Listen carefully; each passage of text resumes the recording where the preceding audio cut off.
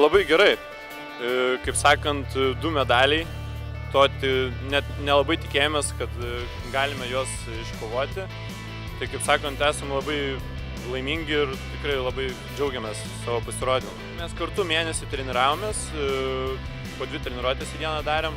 Reiškia, gerai pasiruošėm, jeigu viskas, kad gerai gavosi. Mums komandinėse nepavyko, iškritom 16-ukiai, bet po to pasitaisėme dvejetuose, nors mūsų dvejetų pora skaitosi stalo tenise nėra stipri, bet mes puikiai sužaidėm šį čempionatą dvejetą, dėl to labai džiaugiamės ir tas susikalbėjimas tarpusavį geras buvo, tai aš vertinčiau gerai.